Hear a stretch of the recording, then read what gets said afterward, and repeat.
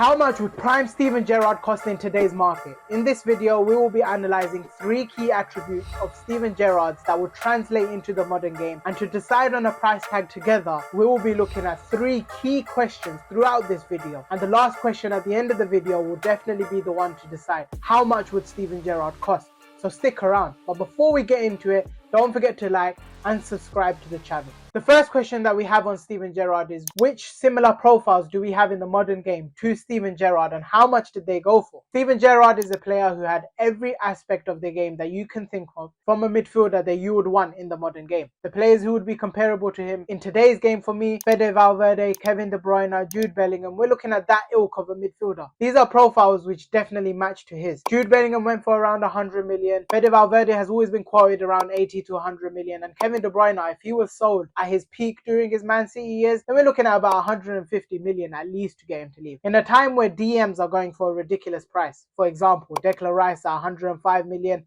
Moises Caicedo at about 115 million, breaking records left, right and centre. A peak Steven Gerrard will be going for around 150 to 200 million in my opinion. A game winner, a ball winner, and a leader all in one. The second question is, what are Steven Gerrard's main qualities and how would they translate into the modern game? I look at 3 qualities today. The first attribute we will be looking at of Steven Gerrard's is definitely his leadership prowess. A dying art in the modern game. We don't have many natural born leaders in the pitch, and Steven Gerrard was definitely one of the best when it came to leading his team, not only through his actions but verbally too. In the modern game, we're talking about Declan Rice at Arsenal, Jude Bellingham at Real Madrid, and definitely Virgil van Dijk at Liverpool is something that would remind you of old school captain. At the core of Gerrard's influence at Liverpool was definitely his extraordinary leadership. As the captain of Liverpool, he carried the weight of that armband with an unmatched sense of responsibility. Gerrard's ability to inspire and motivate his teammates went beyond vocal encouragement. It was his mental connection to his teammates that even when they were dead and buried, he would bring them back up like a phoenix. His on-field leadership was characterized by his steely determination, evident in his crucial moments for Liverpool, demanding nothing short of excellence from his team. By the age of 22, he's the local scouser, the love of Liverpool. Gerrard was made captain by Gerard Houllier. Houllier believed Gerrard was a player that when he gets the armband, he feels that sense of responsibility and he becomes a true world-class player, and he was not wrong. Something that epitomizes Gerrard's leadership was definitely that FA Cup final in 06. It was known as the Steven Gerrard final. The volley he scored was one of the sweetest volleys in FA Cup and football history. In the last minute of the game, when the team was down and out, he brought them back up and Liverpool ended up winning that FA Cup. This attribute is so underrated in the sport. We like to call it an intangible asset of the team, and it can really increase a player's value. The second attribute that we want to talk about Steven Gerrard is definitely his box-to-box mastery and his versatility as a footballer. Steven Gerrard was a master of the midfield, capable of playing as a 6, capable of playing as an 8 and as a 10. Only players that can do this in the modern game, we're looking at players like Thiago Alcantara, Ilkay Gundogan or Bernardo Silva. But ultimately, when Steven Gerrard was at his peak, I have to talk about his box-to-box approach. Dynamic.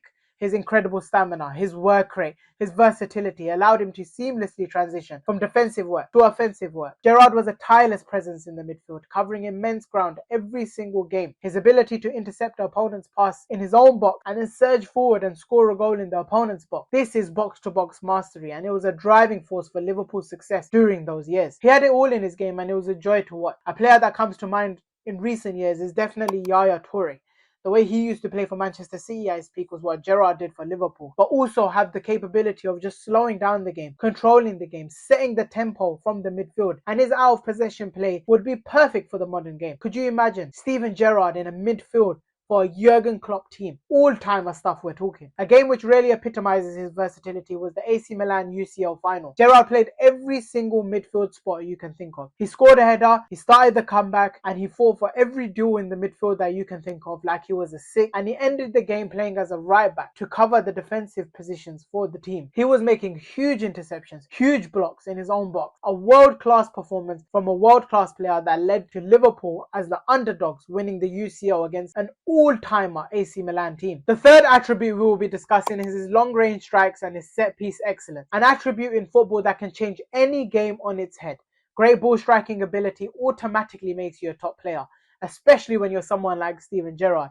And add on set-piece taking, then you're talking about a huge marginal gain asset on your hands. When it comes to long-range strikes, we're talking Harry Kane, Dominic Szoboszlai, Fede Valverde. When we're talking about set pieces, we're talking Trent Alexander-Arnold, James Ward-Prowse type set pieces. In his peak, he was a true maestro of the ball. Gerrard was renowned for his proficiency in long-range strikes and set-piece execution. Whether that's standing over a free kick, whether that's taking a corner, he possessed an ability that whenever he delivered the ball, it was with precision and power. Gerrard's long-range strikes, we all know about it. It became iconic. In primary and secondary school, we were all screaming, and it's Gerrard! His set-piece expertise, on top of that, added a potent dimension to Liverpool's attacking arsenal, making him a consistent threat from dead ball situations. A game that comes to mind here is definitely that stunning goal he scored against Olympiacos. Liverpool, like I've said before, dead and buried again. It looked like they were going to be out of the UCL in the group stages, which was embarrassing at the time. And then in the end, the ball's bouncing outside of the box. Looks like no one's going to go for it.